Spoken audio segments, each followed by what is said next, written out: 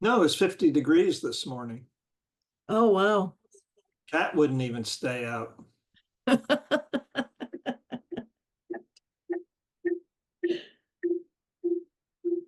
Oh, That's weird. yeah, it's frustrating.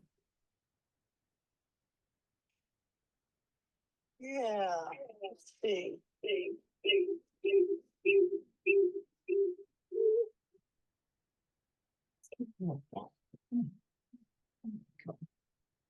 So this is my kitten. Oh, This what's is her name? Missy. Missy. Missy lets you pick her up. How Oh, unusual. sort of.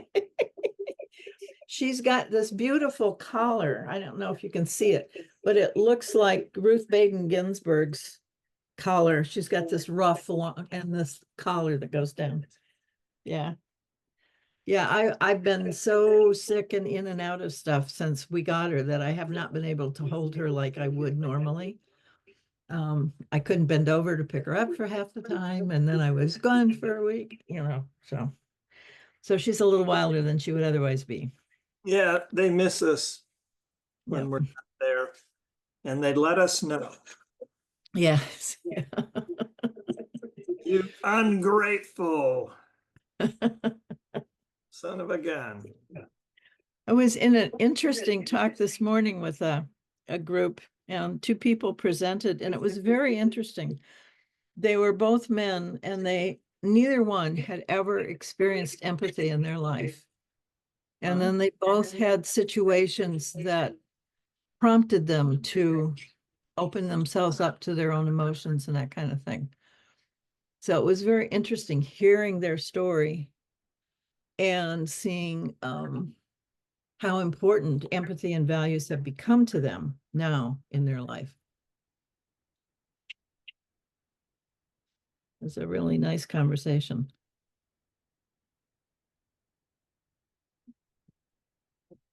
How did they? Sorry. To this call. Yeah, it's going to be mostly audio, I think.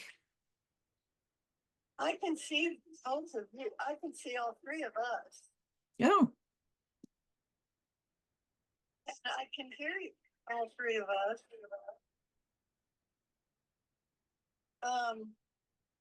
But I also have you on the phone, Kathryn.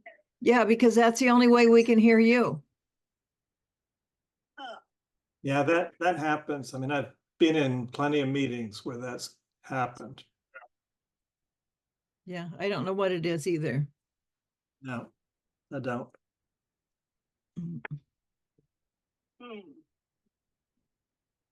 Switch So to phone audio. No, I better not mess with it. I better not mess with stuff. yeah, it's really strange. It is.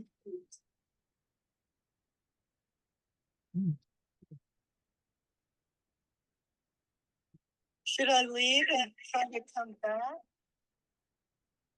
Well, we could try that, I guess. If you know how to do it. Well, if I go to the URL that you gave me again, where I put that, whatever, oh yeah. Community living regeneratively rural.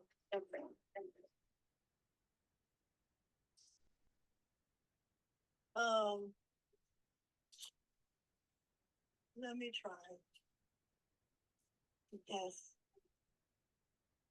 I'm kind of scared to stop because at least I can see you. Can you hear me? Yes, we hear you just fine through the phone. Oh, through the phone. Okay. So what do you want? What's the next step? Well, we can just talk. Okay. Yeah.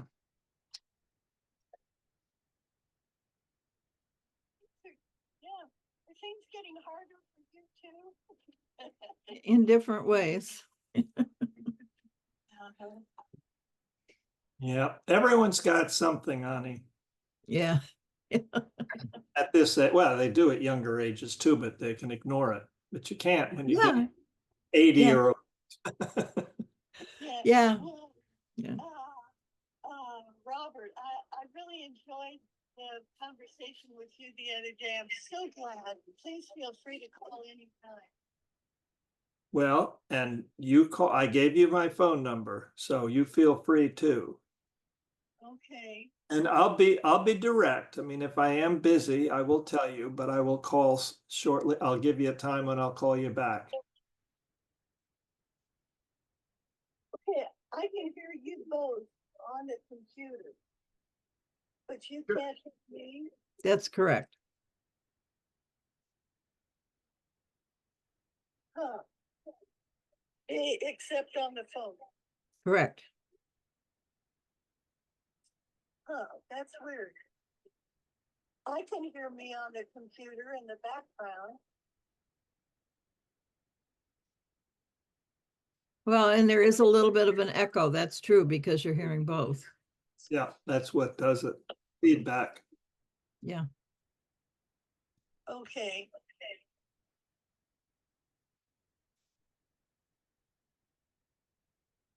So,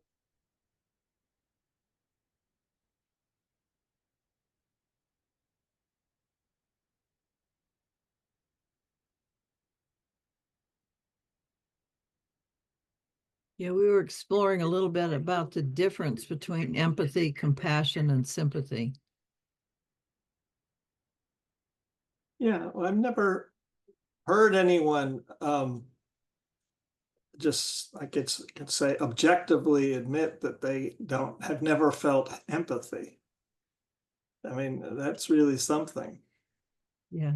empathy, compassion, and what? Sympathy. Yeah, no, it was very I mean, their life stories were really interesting. One of them in particular, when he was born, I think it was 18 months old, his mother was murdered.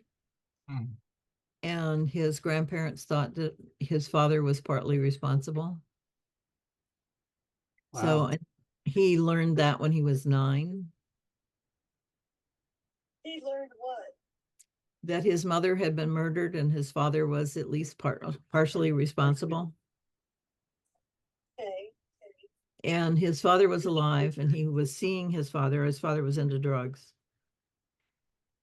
So he didn't, there was just no place, in his life for empathy. He learned to be efficient and effective and dutiful, and he wanted a family and he wanted his family to have a different experience, but he didn't know how to get there. What about the three of us look at those 3 words and unpack them together? Boy, it's really a lot of feedback. Yeah. Are you sure if I turn the phone off, you can't hear me? I'm sure we can't hear you. Yes. Okay. Because there's a lot of feedback. Yeah, if you can turn it on at your end, then we can turn the phone off, but that's the only connection we have. Well, another way, if she would maybe move further away from the computer where she can still see us, but there may not be as great a tendency for the feedback to happen.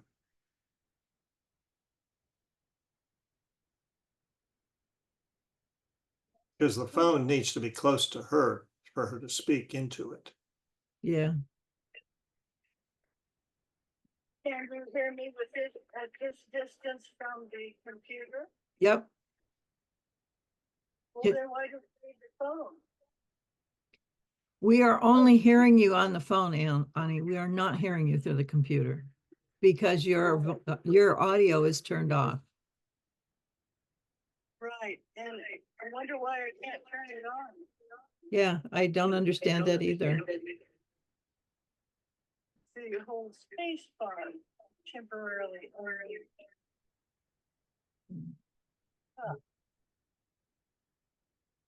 I don't know.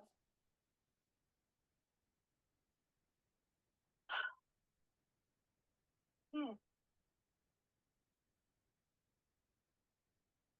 Do you see just my face, or do you see a tree in the background? No, we don't see you at all because your video is also off. Oh.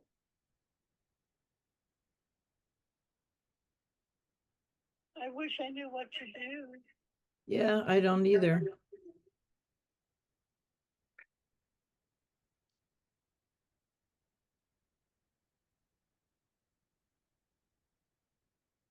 But the link you gave me, well, I followed. So let's go back to the words. The words, okay. Empathy, compassion, and sympathy. Hmm. They're so soft and moldable. Mm. Those three words. And it's strange. They're not my favorite words.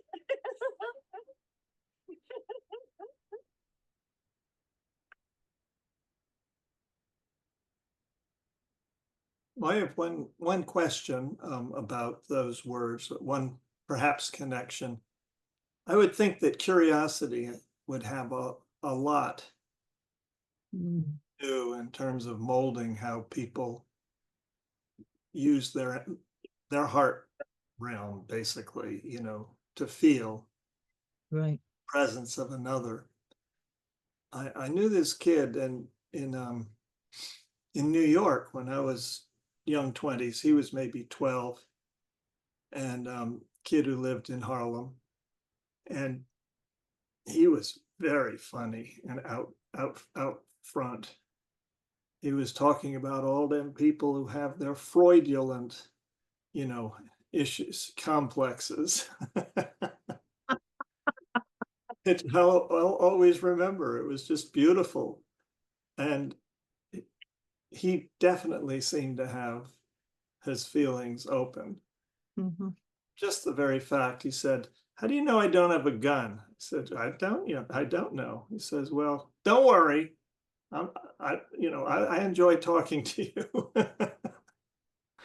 um, so we used to talk, but it got me to thinking way back then, how much curiosity, natural curiosity, can pull someone into a situation where fear and training and whatnot has less, certainly has it still, but a lot less of a distorting. Yeah. And I mean, I've always had it. Yeah. It's been a little rough. There's too much.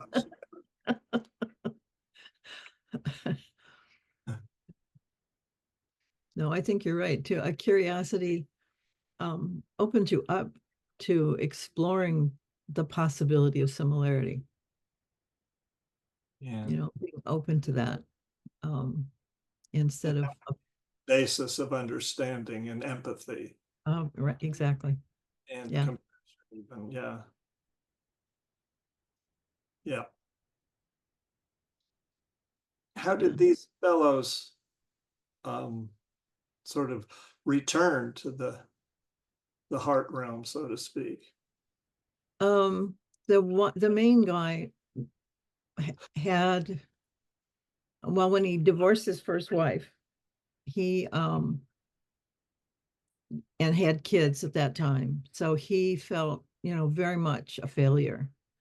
And it was very clear that the dreams he'd had weren't coming true in the way he was trying to make them come true. And so he went through a very deep, dark place where he was willing to end his life, do all sorts of things, because he just couldn't see a way through.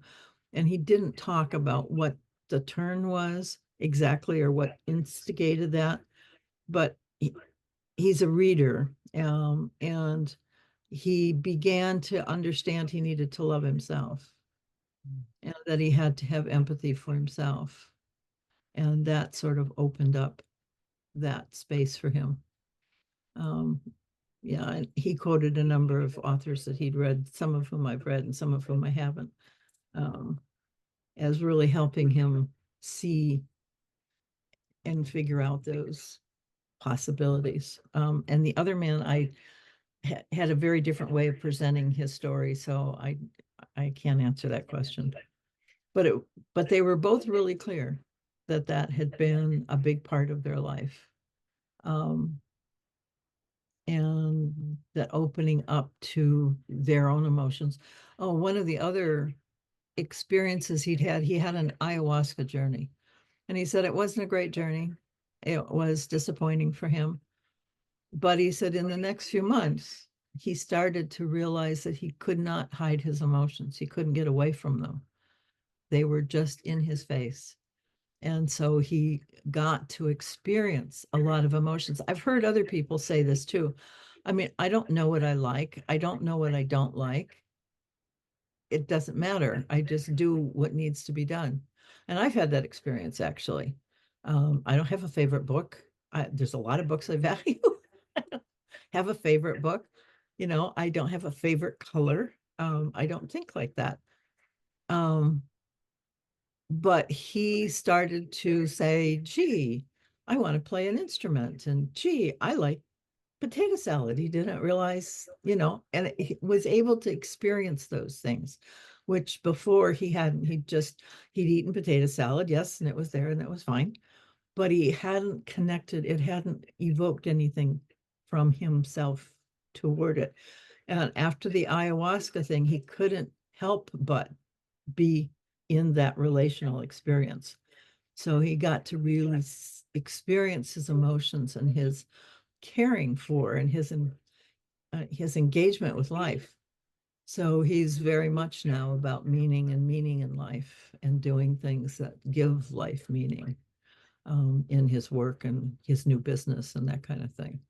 And I think that's one of the reasons why people don't feel meaning in life, is because they're not really engaged with it. They're maybe dutiful and effective even, but they just don't have this emotional connection to it. It doesn't impact them. It just sort of goes by, you know, on a screen. And so it doesn't matter what it is there. So it doesn't have meaning because I don't care about it. I'm not engaged in it. I don't feel anything for it in particular. And you can function really well that way. But if things slow down, then you feel that vacuousness, you know, and that ennui about it doesn't matter and all of that kind of, because you're not really engaged in it yet. I think that's part of depression too. It really Yeah.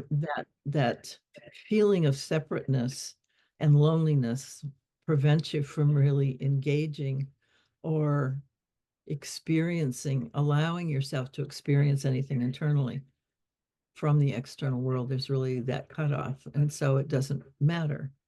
But then you don't care and you get into all that stuff because there's nothing to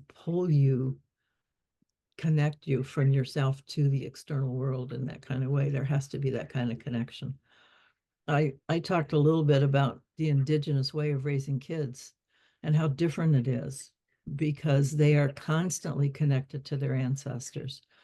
They are told how much their ancestors prayed for them, wanted them to be here, that they're answering their ancestors' prayers, their ancestors' desires, that that they're really have been chosen to be part of this new life by their ancestors. So there's a valuing and a responsibility that comes with that, you know, so that you're being required to do something, you need to fulfill something, and we know you can do it. We brought you forward for that reason, kind of thing. It just gives you such a totally different way of being in the world, you know? I know. My grandfather, who was living up until my 20s, early 20s, he would say that those sorts of things, Oh, nice. and my mother as well. Oh, My father wasn't as forthcoming, but I mean, he felt it, but he just didn't verbalize it. But Yeah. my mother certainly did. Yeah, my parents didn't. They were both so engrossed in my mother's life because she was sick. Mm. So they were all focused on her, and I was an appendage. I was literally supposed to heal her, and I didn't. Yeah. So that didn't make me I'm glad you're here kind of thing. I got you here, but you failed at the beginning. Mm. Yeah. Yeah, it's just a different way of being. I'm not tuned into us yet. I don't know that we're tuned into each other. Do you guys feel tuned in and part of what we're doing? Talking about? I do. Okay. What do you need to be connected?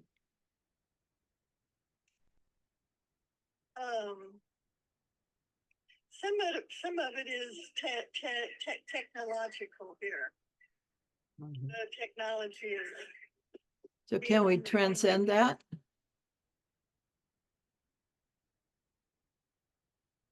You mean like in consciousness? Well, just however we do it, yes, in consciousness and awareness and ignoring that part that's not working quite well.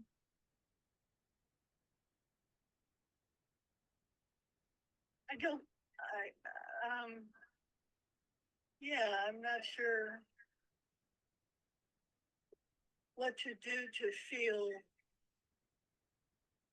when we connect.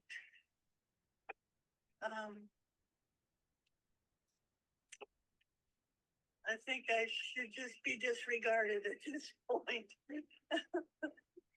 Well, I definitely know what you're talking about, Ani. Whenever there's a technical, problem, yeah, it just, you don't feel as capable from your position, to really add to or change the conversation. And it does it would make it difficult to really connect in.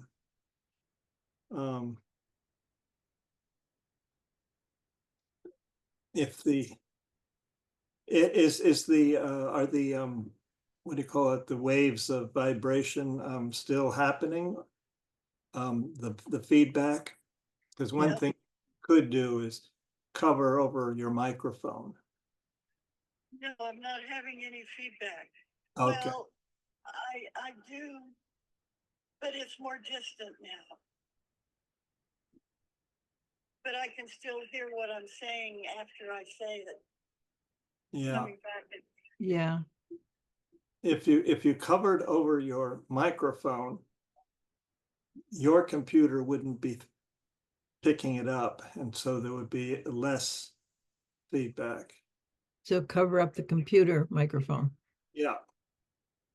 Do I do that? Do you know where the speakers are on your computer? Well, the microphone can be just a little bit, some slits somewhere on the face of the computer, or even in the back. Well, I've been clicking unmute and start video, and it doesn't. No, that part isn't working, isn't connected. But what I'm saying is we might be able to lessen the feedback if your computer is not picking up any of the sound from your phone. That's confusing. Yeah.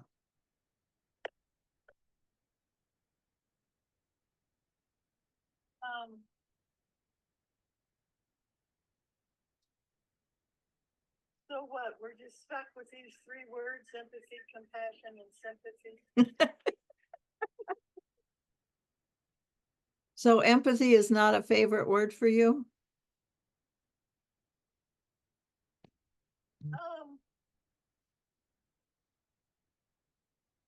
these three words are just like, I mean, empathy. Me having an experience of another person feeling a certain way. How would you describe empathy, compassion, and sympathy? Empathy is it seems tuning in to difficult feelings of another. Yeah, I think seeing the other person as oneself, experiencing for yourself what the other person experiences. And for me, there's a connection there to the mirror neurons in our brains, which allow us to do that. They really create that ability to sense and to experience what another person's experiencing.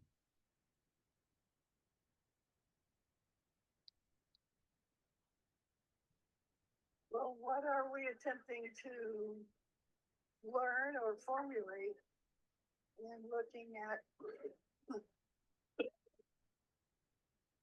empathy, compassion, and sympathy? Or is there something more interesting to talk about? Well, at this point, I would suggest that this topic is the most important topic going into the election in 2-3 weeks, whatever it is. Nice. Because division, I mean, community and relationship depend upon having a certain degree of a capability of these three: understanding, compassion, and empathy. Without it, actually, you begin to be labeled as a sociopath, someone who just cannot feel the others and will do, Or a narcissist. or a narcissist. Thought that was the same thing. Oh, it is. And some of the people we, I mean, I think a narcissist actually is very empathetic, but they utilize it for a very different reason. I see. Yeah, that I can see that. Because they're very manipulative, incredibly manipulative, and they can only be manipulative if they understand how to get to you. And that's an empathetic thing. Yeah. And this country is coming to a point of crisis. I mean, I dare say there will be effects in 4 weeks, 3-4 weeks, Yep. that I would call crisis. Yep. A lot of what's happening right now was, a primary effect of what was going on in the government, Congress, Senate, in 1850s and 1860 when Lincoln was elected, and that of course led to the Civil War. I'm not saying we're going to have a civil war. I am saying that there is enough division that a crisis could occur. And at least in our hearts, my friends and I, and I'm sure the two of you are, listening with compassion to others, particularly those who don't agree with us and we may not agree with them. It brings about an entirely different attitude. And it's so critical right now. I think it's the only way to get beyond to bridge over into some kind of a communitas, if that's the right word, a state of being in community. And so we are projecting those qualities into our worlds, and I know it has some effect. I couldn't detail it for you. It's beyond technology or technical knowing. And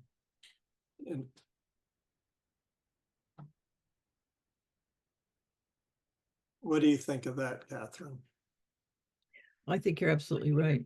And I think the ability to create fear in people is a way of blinding them to other emotions. Yeah. Because when you're in fear, that's really the only emotion you experience. Right. All the subtler things just disappear. And so it gives you license to act in ways that you wouldn't if you had connection to some of the other emotions. And it's so interesting to me because you can talk to some of those people on other subjects and be right in an incredibly empathetic, warm, relational environment. And that gets turned off in an instant when it's like a switch, quite literally. They just get into this whole different mode and it has nothing to do with any of that. They are not connecting to that part of themselves at all. Yeah, when I lived in rural North Carolina, that was a tactic that I used all the time. When I saw the need to change the subject, it was like, well, you've been hunting up Route 19. There's some great territory up in there. I haven't been yet. Could you tell me, if you've been there? I'd love to hear about, whatever it's comes out more clearly than that. But yeah, and a real heartwarming connection can happen for at least that moment. Yes. Yeah. Or Yeah. either one of us remembers fear. Yeah. Yeah. Yeah. Yeah. Yeah. And for me, I can have compassion for that situation because I can see that dynamic at work and know that the true person, the heart of the person, is different from the presenting fear behavior. And so not judge. That doesn't mean I condone, but I don't judge them for the situation. I don't blame them for the situation. Um, but I may want to get out of the situation or change it. But I don't feel like, yeah, I don't have those blaming and kinds of emotions because I have compassion. I don't do sympathy much. No, it's It, actually it, different. yeah, it's very, it seems shallow. Yeah.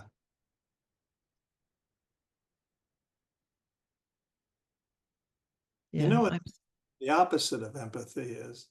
but It's when it doesn't work, you run like hell.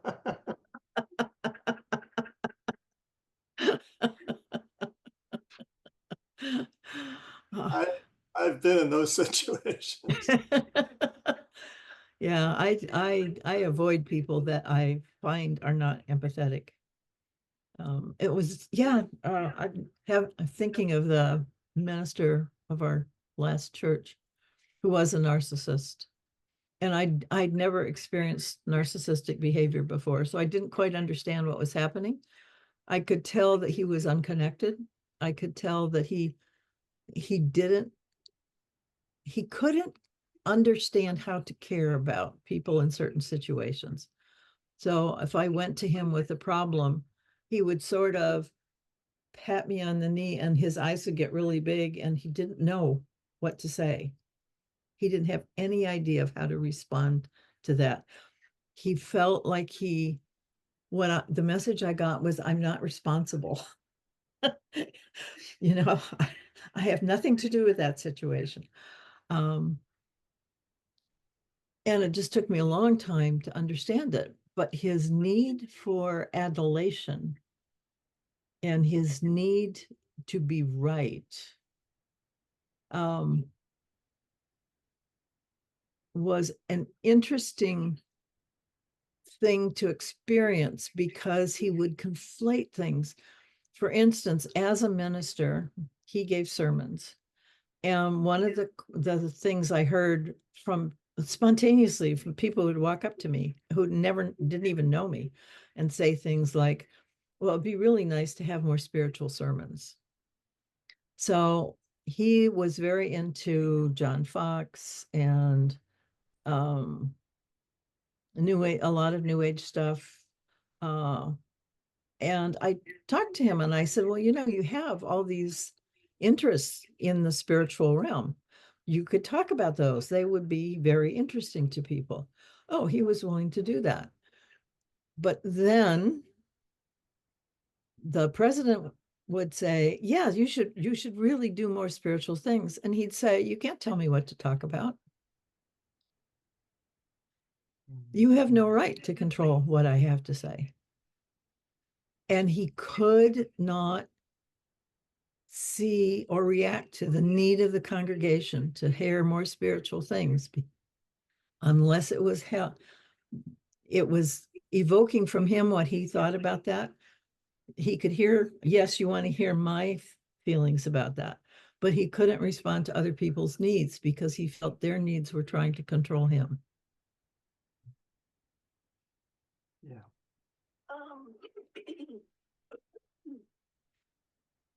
We're talking about, it seems abstract kind of, I mean, what are we learning about ourselves? How are we coming closer to each other? How am I expressing what I need to express or what you need to express? I mean, it's like we're talking about something that is, I don't know what our purpose is right now in this kind of dialogue. Okay, that's a great question. For me, I think part of the purpose in this kind of dialogue is I'm still searching for ways to really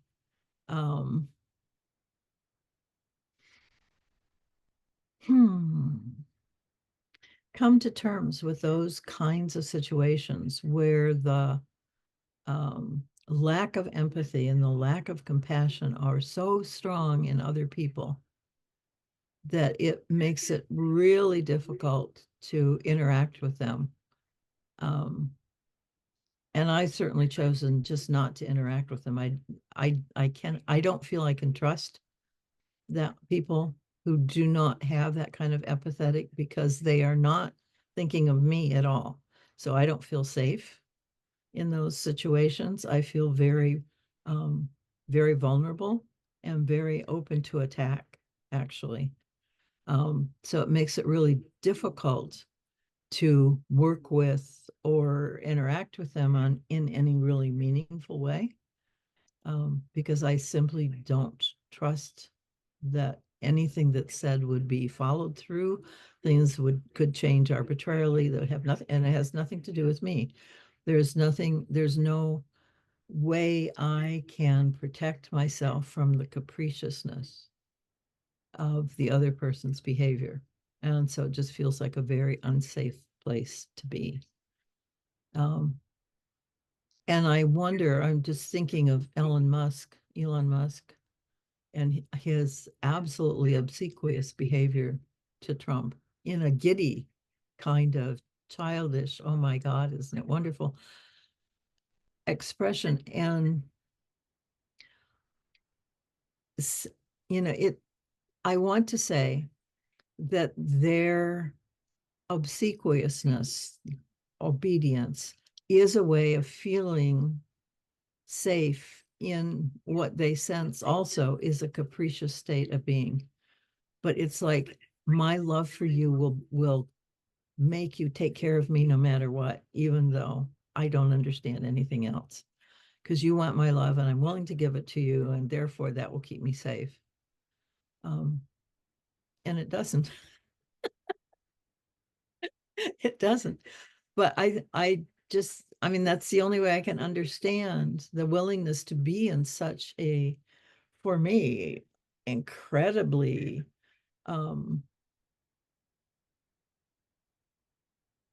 chaotic and potentially dangerous place.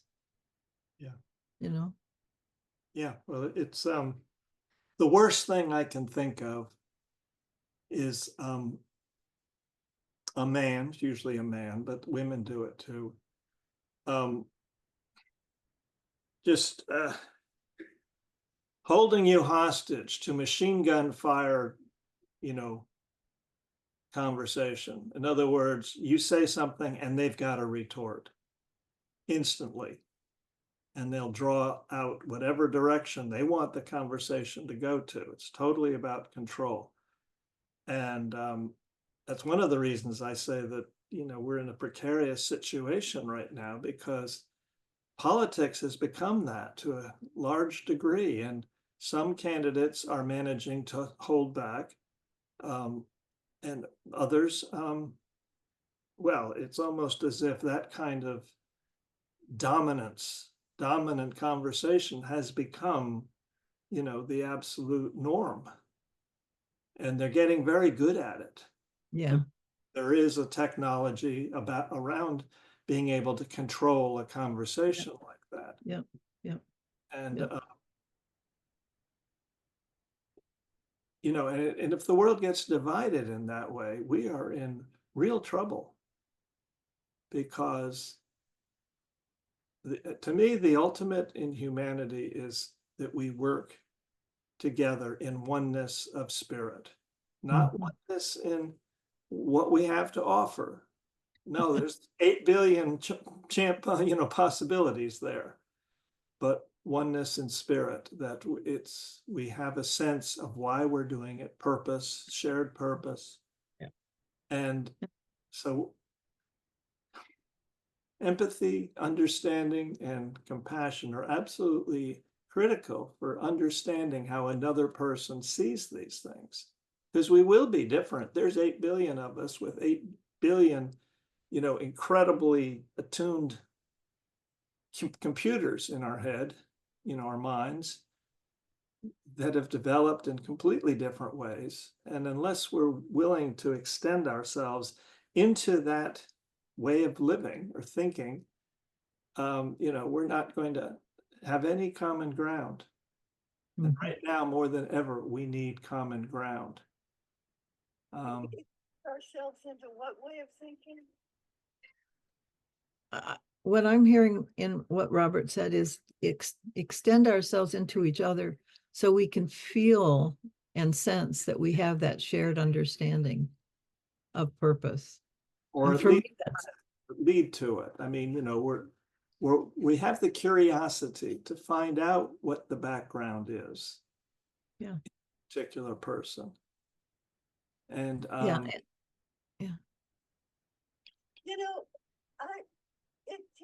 It seems so much simpler to me. And it's about self. It's not about the other person. It's about how we're being, who we are, what we're honoring in another. I mean, it just seems simpler. Well, the word honoring is very much encompassed by the 3 words we're using in the conversation. Yeah. These are ways of honoring. It's a good word to sort of summarize it. Yeah. And I think that's part of my search with other people is to sense what they honor also. And that is a form of connection. That is a way of empathizing, to say, yes, what you honor and care for are things that I honor and care for too. I see that in the right and left conversation, the whole talk about family values and how much they care for family and all that kind of stuff. And I think that's what you related to Ani and Vance's conversation. And yet when you search for that honoring place, it falls short. It's like they'll say the words, but then the actions don't follow through. The kinds of things you think they would care about because they say that are not there. It's different. And so they've taken language and changed it in a way. They use words in a different way, in a different context. Freedom is another one. You know, they talk about freedom all the time, and it really means that you can't tell me what to do is what that means. And that's really not what freedom is all about. So it's very interesting to be able to be in a space where you can have that feeling of connection that empathy offers, and feel that the authenticity of that person matches your own. And when there's this divergence, that sort of changes the whole complexity of the relationship and the conversation. It just becomes a very different thing. And I think there's been a very studied intent to appear authentic and warm and caring when they really are being manipulative. And that's what I've seen in the narcissist in particular, that they can really be sensitive and caring in certain places, but it doesn't last long. And it's to get you to do something or to be in a different place. It has nothing to do with caring for you. It has to do with manipulating you. And I've seen narcissists be very good at that for brief periods of time. Really can connect with people, but they can't follow through on it. It's shallow. And it gets down to the basis of friendship. How can you have a friend, an authentic friend, one where you are actively curious about each other's thoughts and each other's, creativity? Unless you have this basic tuning in, honoring of what they are. And people are complex. It takes everything you've got and years. Like, Yeah. I have one good friend. I'm only just beginning to understand him. We met each other 74 years ago. Wow. And we even did some things together, major travel in the West, and worked as not cowboys, although I would go out on horseback. Trevor wouldn't, but we were farm hands for the summer. And recently, I've been writing about my experience that summer. He's been writing about his, and it's completely different.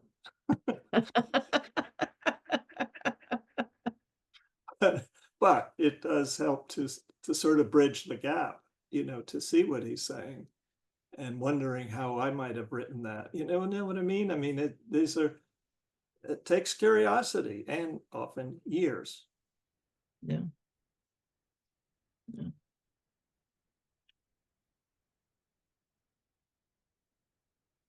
I just take a simpler approach. That's one way to put it, I guess. But I try to just stay in touch with myself for the most part. And boy, the feedback is strange.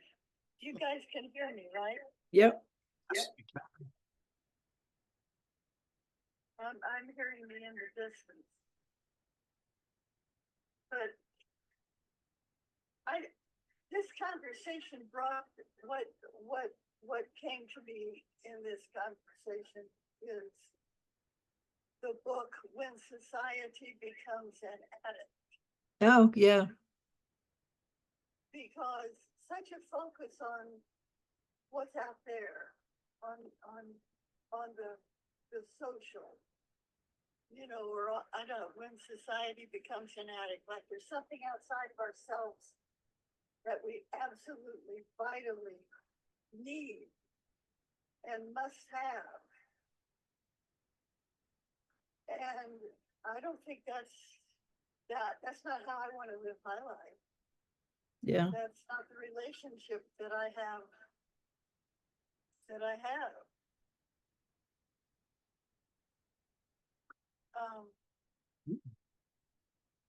I don't know. I mean, we're an amazing creation, each one of us. I mean, we are just unbelievably interesting, each of us. And somehow, socially, we've created something that makes us attach ourselves to what's outside of ourselves. First and foremost. Yeah. And I'm not going to do that. I can't do that. Well, it's like addiction. that's great, honey. I think that both Kathryn and I could say the same thing. All three of us have spent years, getting to know ourselves and to become constant, consistent in our appreciation of let's just say, the inner self, and learning how to come from that space in conversation. But this is why I started with the word curiosity 45 minutes ago, because I've always been curious as can be about other people. Not to follow them, but just what makes them tick. They're amazing creatures. Yeah. Beginning to understand my amazingness, what's the basis of heart and soul. And I want to know as many people as I can, and the other, as well. I don't see that as impinging upon my ability to carry on in life with autopoiesis. Now, that's definitely happening, but I'm just, curious as can be to see how other people are doing it, and other animals and other plant forms, and, and mushrooms, for goodness sake. Mitochondria. Oh no, what's the word for mushrooms? The the fungi. I mean, that's just an entirely amazing world to me, which I probably never will understand. But I think that it's part of that. The authentic part of me is now moving me to become curious about what other life surrounds me. I mean, in a way that it's compelling. Yeah. Now, it's not an addiction. No, I carry on and do what I have to do. But if I'm sitting on my swing up in the garden and suddenly I see some bumblebees buzzing around the flowers and then coming and buzzing around me, I mean, I'm just astounded. And for that moment, and then we all go back to our own pathways. Yeah. Yeah, no, I think you're right, Robert. The being curious about how the other life lives and makes itself is just really interesting. It's just really interesting. And it opens me up to parts of me that I hadn't seen before. That's the point of relationship. Yeah, and it connects you because you can see similarities. Yeah. Yep. Because it's all about development and maturation of self. I mean, evolutionarily speaking. Yep. Nature evolves. We're nature. We're becoming mature. This isn't the end of us. Like several people have said, we're a young species. We're not fully matured, or would we be acting in the world like we do? Right. Right. Yep. So whatever relationships we have, whatever interactions we have, are all part of the maturation. Yeah. Right. That's true. Yeah.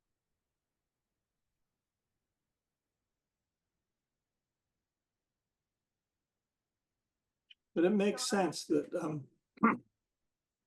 many people I've studied with have talked about radiant seeing, radiant hearing, where we actually are projecting the world we see in our own minds and hearts into the world of, complex objects, in the physical world. And so we receive projections back from other beings, whether they're animal, human, or even plants. And I think there's an energetic, radiation and response going on all the time if we're aware of it. Mm-hmm. If we're curious enough to be aware, and if we're stable enough within our own authentic self, that this radiation response is a continuous thing, and it enriches, our life, it enriches other lives. And, I was trying to apply that a short while ago to politics of today and how it isn't happening. But in a way it is, because we all know people who are, diehards in the other political, assessment. And they can be wonderful people. And it's way beyond, these false issues that we hold up against one another. Anyway.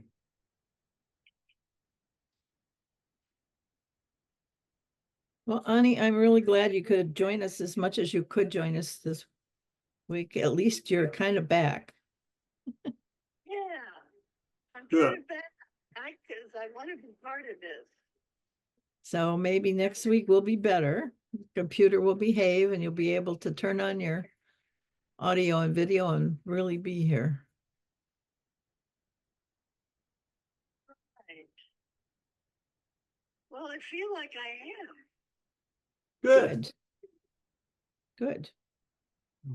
Yeah. Well, I've got to go. My phone has been in another room. It's been ringing Yeah. off. So. Mine has too. So I've got a phone call to answer. Okay. All right. Look Talk forward to you all in a week. Or Okay. Or soon. Okay. Bye-bye. Bye-bye. Bye-bye.